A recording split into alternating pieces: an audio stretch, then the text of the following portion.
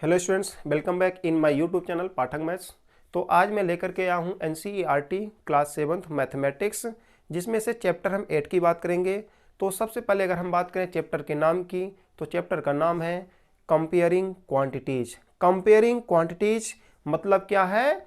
हमें क्वांटिटी को कंपेयर करना है। क्वांटिटी को हिंदी में बोलते हैं राशियाँ, यानी कि राशि को हमें कंपेयर करना है।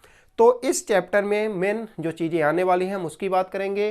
तो सबसे पहले हम बात करेंगे क्वांटिटी क्या है, यानी व्हाट इज क्वांटिटी। और फिर इसके बाद हम नेक्स्ट टॉपिक में बात करेंगे व्हाट इज रेशियो, यानी कि रेशियो क्या है और रेशियो किसे कहते हैं। और इसके बाद फिर हम बात करेंगे परसेंटेज। और इसके साथ साथ हम इस वीडियो में इस चैप्टर की यानी चैप्टर 8 की 2 एक्सरसाइज भी इंक्लूड किए हैं, जिसमें हम उन एक्सरसाइज को भी सॉल्व करके देखेंगे और उनके क्वेश्चन को हम सॉल्व करेंगे।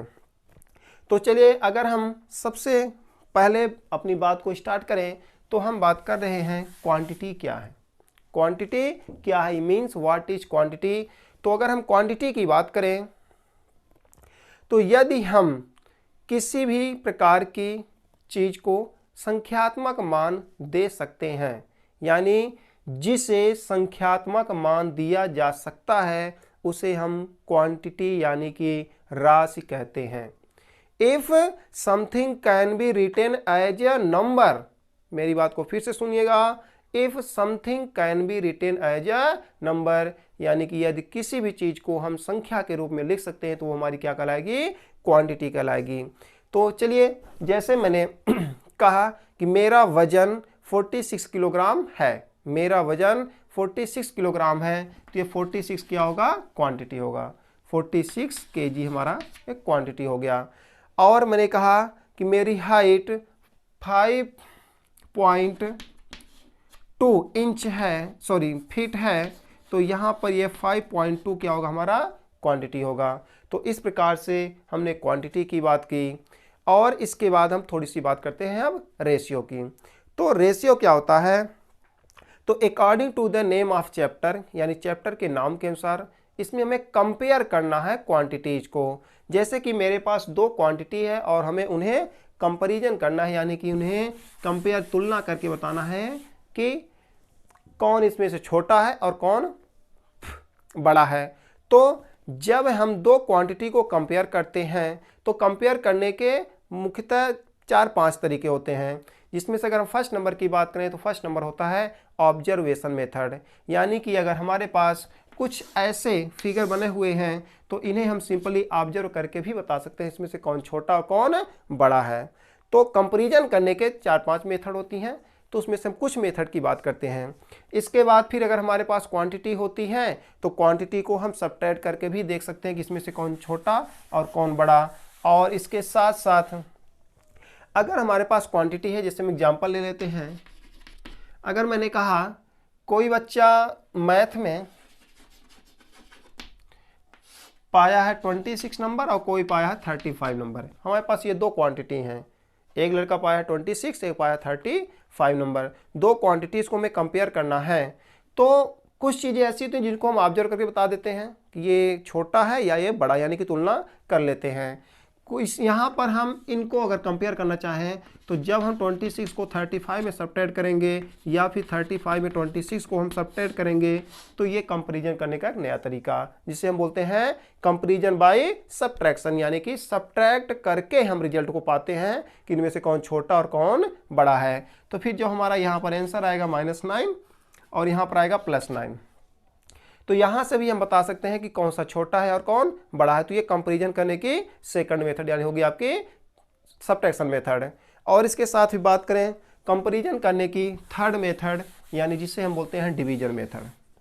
कंपैरिजन करने की डिवीजन मेथड, तो यहीं से हम बात करते हैं रेशियो की। जब हम 2 क्वांटिटी को डिवीजन मेथड से कंपेयर करते हैं तो उसके फॉर्म को, यानी उसे हम जिस तरीके से राइट करते हैं, तो उसे हम बोलते हैं रेशियो।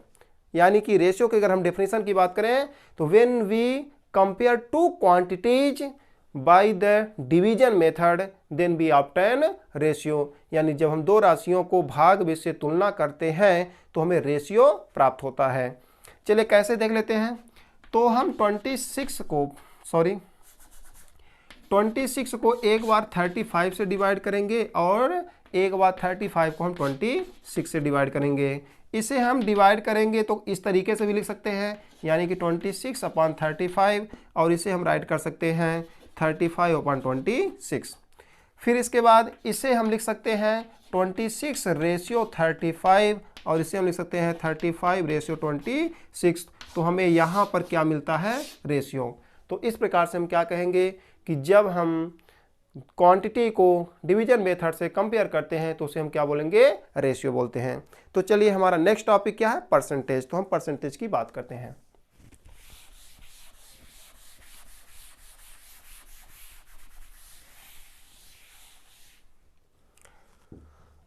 तो अब हम बात करेंगे परसेंटेज की।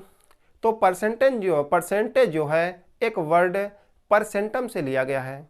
परसेंटेज एक वर्ड है परसेंटम से लिया गया है, जिसका मतलब होता है पर सेंट, यानी कि पर सेंचुरी, 100 पर। यानी कि कोई भी चीज को अगर हम, जैसे हमने लिखा 2/100, तो हम इस 2 को किसके अकॉर्डिंग देख रहे हैं, 100 के अकॉर्डिंग देख रहे हैं। तो बस इसे ही हम क्या बोलते हैं, परसेंट। तो ये क्या कहलाएगा हमारा 2%, यानी 2%। यानी कि जब हम किसी क्वांटिटी को 100 के अकॉर्डिंग देखते हैं, यानी 100 की तुलना में देखते हैं, तब उसे हम क्या बोलेंगे, परसेंटेज कहते हैं। पर 100 यानी कि 100 में कितना, वो हमारा क्या कहलाता है, परसेंटेज कहलाता है। और इसके बाद फिर इसी एक्सरसाइज में हम और देखेंगे कि फ्रैक्शन को परसेंटेज में कैसे बदलते हैं, डेसिमल नंबर को परसेंटेज में कैसे बदलते हैं, या फिर परसेंटेज को हम कैसे फ्रैक्शन या डेसिमल नंबर में कन्वर्ट करते हैं। तो इसकी आगे हम चर्चा करेंगे एक्सरसाइज में। तो चलिए अब हम स्टार्ट करते हैं अपना एक्सरसाइज 8.1। तो हमारा फर्स्ट क्वेश्चन है फाइंड द रेशियो। क्वेश्चन हमारा 8.1 का फर्स्ट क्वेश्चन है, फाइंड द रेशियो।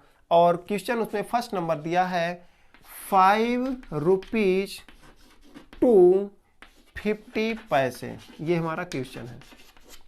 एक्सरसाइज 8.1 का फर्स्ट क्वेश्चन है, फाइंड द रेशियो, यानी 5 रुपीज का हमें 50 पैसे से क्या निकालना है, रेशियो निकालना है। काफ़ी इजी है, कुछ भी नहीं करना है। तो सबसे इंपॉर्टेंट चीज़ ये है कि जब भी हम कंपेयर करेंगे क्वांटिटी को, तो हमें ध्यान ये रखना है कि क्वांटिटी सेम यूनिट में होनी चाहिए। Quantity should be in same unit. Unit का मतलब जैसे यहाँ पर लिखा है 5 रुपीज और यहाँ क्या लिखा है, पैसे।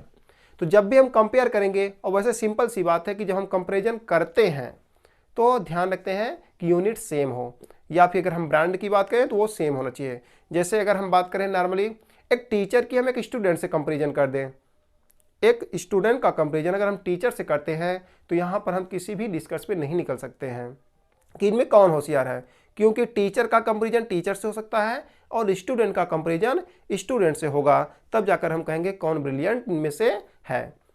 तो अगर हम बात करें कंपैरिजन की, यानी कि अगर हम कंपैरिजन कर रहे हैं तो हमारे लिए जो यूनिट दी हुई हो वो सेम होनी चाहिए। तो यहाँ पर क्या लिखा है 5 रुपीज, यहाँ क्या है, पैसे। तो अगर हम रुपीज को पैसे में कन्वर्ट करेंगे तो थोड़ा सा इजी होता है, क्योंकि सिंपल है, 1 रुपीज इक्वल टू 100 पैसे, देन 5 रुपीज इक्वल टू 500 पैसे। तो हम रुपीज को ही किस में कन्वर्ट कर लेते हैं, पैसे में। तब क्या मिलता है मुझे, 500 पैसे टू 50 पैसे। 500 पैसे को हमें किससे कंपेयर करना है, 50 पैसे से। और नाउ 500 को आपको ऊपर लिखना है और 50 को कहाँ राइट करना है, नीचे। ये 0 से ये 0 कैंसिल हो गया, एंड 5 1 जा 5 और 5 10 जा 50। इस प्रकार से हमें क्या मिलता है, 10/1। और 10/1 को हम रेशियो में लिखेंगे तो कैसे लिख सकते हैं, 10/1। तो ये रहा हमारा क्वेश्चन नंबर फर्स्ट। अब हम बात करते हैं क्वेश्चन नंबर सेकंड की। 30 days to 36 आवर। हमें कंपैरिजन करना है 30 days to 36 आवर। हमें रेशियो पता करना है, तो रेशियो कैसे निकलेगा, जब इन्हें हम कंपेयर करेंगे। तो यहाँ पर भी यूनिट डेज है, यहाँ यूनिट क्या है, आवर्स है। तो सबसे पहले हमारा काम क्या होगा कि हम यूनिट को सेम करें। हमें पता है कि 1 डेज इक्वल टू 24 आवर। एक दिन में कितने आवर होते हैं, 24 आवर्स। वहाँ क्या लिखा है, 30 days. Then 30 days equal to आपका क्या हो जाएगा 30 इंटू 24 आवर, यानी 24 3 आपका हो जाएगा 720 आवर्स। तो अब हम क्या कंपेयर करेंगे, नाउ 720 आवर्स टू 36 आवर्स, इसको हम कंपेयर करेंगे। तो 720 अपान कर लेंगे हम 36, 36 1 जा 36 एंड 36 2 जा क्या हो जाएगा आपका 72, और 0 यहाँ से कैंसिल होकर यहाँ लग जाएगा, यानी 20/1, और इसको हम लिख सकते हैं 20:1। तो इस प्रकार से हम एक्सरसाइज के 2 क्वेश्चन लिए, फाइंड द रेशियो। तो इनमें से फर्स्ट क्वेश्चन का रेशियो ये रहा और सेकंड नंबर का ये रहा। तो चलिए अब हम बात करते हैं क्वेश्चन नंबर सेकंड के। क्वेश्चन नंबर सेकंड में क्या राइट है कि 3 कंप्यूटर 6 बच्चों के लिए है। 3 कंप्यूटर 6 बच्चों के लिए है, तो हमें बताना है कि 24 बच्चों के लिए कितने कंप्यूटर की जरूरत होगी, यानी कि आवश्यकता होगी। क्वेश्चन में क्या लिखा है, there are 3 computers for every 6 students. There are 3 computers for every 6 students. तो इसे हम राइट कर सकते हैं। अच्छा, इसे हमें लगाना कैसे है, इस सवाल को हमें यूनिटरी मेथड से लगाना है। यानी क्या दिया है कि 6 बच्चों के लिए 3 कंप्यूटर, 6 बच्चों के लिए 3 कंप्यूटर। तो पहले हम क्या निकालेंगे, एक बच्चे के लिए कितने कंप्यूटर, और भी बोलता है 20 स्टूडेंट 4 स्टूडेंट के लिए, तो वहां से हम निकाल सकते हैं। तो for every 6 student there are 3 computers. For every 6 students, there are 3 computers. Then, for one student, there are 3/6 computer. थोड़ा सा चीजों को समझना है। प्रत्येक 6 बच्चों के लिए 3 कंप्यूटर है, तो एक बच्चे के लिए क्या है, कितना कंप्यूटर है, तो यहां पर क्या था 6 था, तो हम क्या करेंगे, इसको 6 से डिवाइड करेंगे तो कितना आ जाएगा 1। तो उसी प्रकार जब हम इधर 6 से डिवाइड करें तो हमें इधर भी 6 से डिवाइड करना पड़ेगा, तब क्या आ जाता है 3/6 आ जाता है। तो इस तरीके का क्वेश्चन आप कर चुके होंगे, फिर भी देख लेते हैं। तो 1 स्टूडेंट के लिए कितना कंप्यूटर है, 3/6। Since there for 24 student, for 24 students, तो कितना हो जाएगा, तो इधर हम 1 था तो 24 कैसे है, मल्टीप्लाई करने पर। तो हम जब उधर मल्टीप्लाई किए हैं तो हम इधर भी 24 को क्या करेंगे, मल्टीप्लाई करेंगे। इतने कंप्यूटर होंगे 6 4 जा एंड 3 4 जा 12, यानी कि आपका 24 बच्चों के लिए 12 कंप्यूटर हैं, यानी कि 24 बच्चों के लिए 12 कंप्यूटर्स यहाँ पर हैं।